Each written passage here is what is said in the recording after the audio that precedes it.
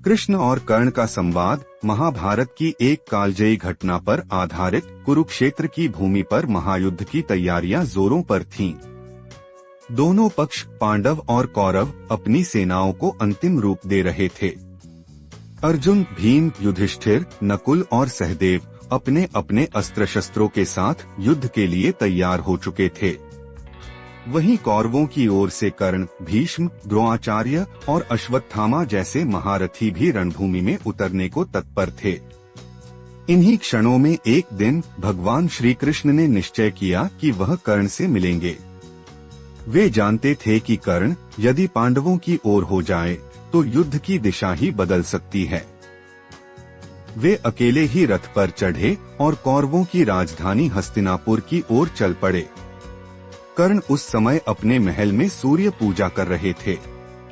जब उन्होंने देखा कि श्री कृष्ण स्वयं पधारे हैं तो वे अत्यंत सम्मान के साथ उन्हें भीतर ले आए और चरणों में प्रणाम किया। कृष्ण बोले, कर्ण, मैं तुमसे एक अत्यंत महत्वपूर्ण विषय पर चर्चा करने आया हूँ। मैं चाहता हूँ कि तुम कौरवों का साथ छोड़ दो और पांडवों की ओर से युद्ध करो। कर्ण मुस्कुराते हुए बोला, माधव, यह कैसे संभव है? दुर्योधन ने मुझे वह सम्मान दिया जो इस समाज ने मुझे कभी नहीं दिया। जब पूरी सभा मुझे सूतपुत्र कहकर तिरस्कृत कर रही थी, तब दुर्योधन ने मुझे अंगराज बनाया। मैं उस पर ऋणी हूँ। कृष्ण गंभीर स्वर में बोले, कर्ण, मैं जानता हूँ कि तुम महान योद्धा हो, लेकिन क्या तुम्हें नहीं लगता कि तुम्हारा धर्म तुम्हें पांडवों की ओर खींच रहा है? क्या तुम्हें कभी यह संदेह नहीं हुआ कि तुम वास्तव में कौन हो? कर्ण का चेहरा थोड़ा सिहर गया। वह कुछ क्षणों तक मौन रहा, फिर बोला, कृष्ण, मैं जानता हूँ कि आप कोई सामान्य पुरुष नहीं हैं।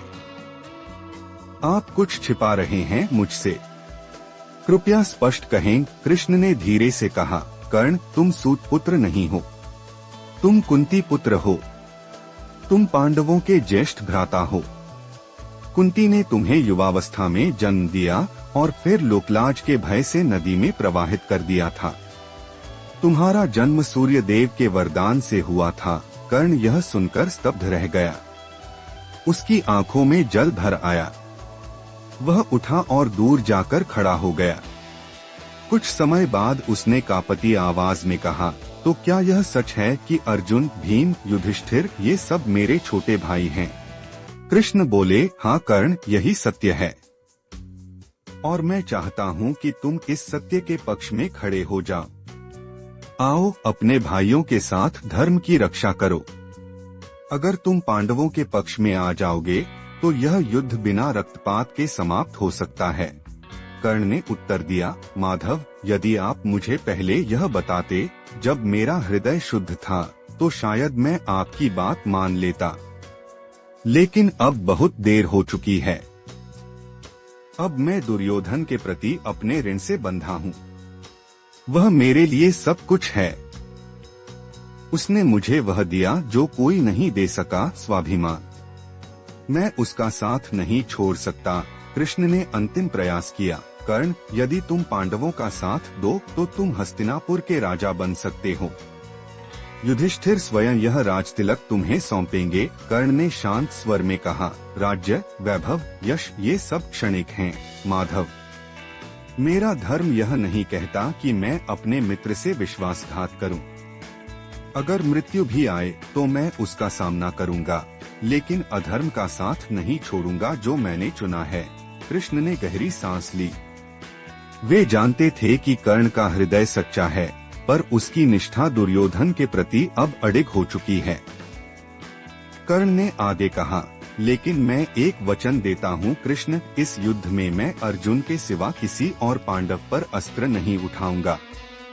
और मैं कुंती को भी वचन दूंगा कि उसके 5 पुत्रों में से 4 जीवित रहेंगे, क्योंकि या तो अर्जुन मरेगा या मैं। कृष्ण ने नम्रता से कहा, कर्ण, तुम्हारा हृदय अभी भी स्वर्ण के समान है।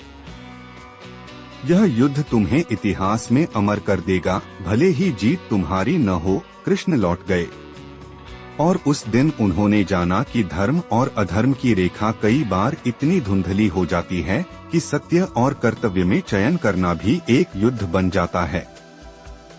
इस कथा से शिक्षा कर्ण और कृष्ण के इस संवाद में निष्ठा, धर्म, पहचान और कर्तव्य जैसे विषयों की गहराई स्पष्ट होती है। कर्ण का जीवन हमें यह सिखाता है कि परिस्थितियां चाहे कैसी भी हों, मनुष्य को अपने मूल्यों से समझौता नहीं करना चाहिए। वहीं श्री कृष्ण का प्रयास यह दिखाता है कि सत्य की ओर किसी को लाने के लिए समर्पण और धैर्य आवश्यक है।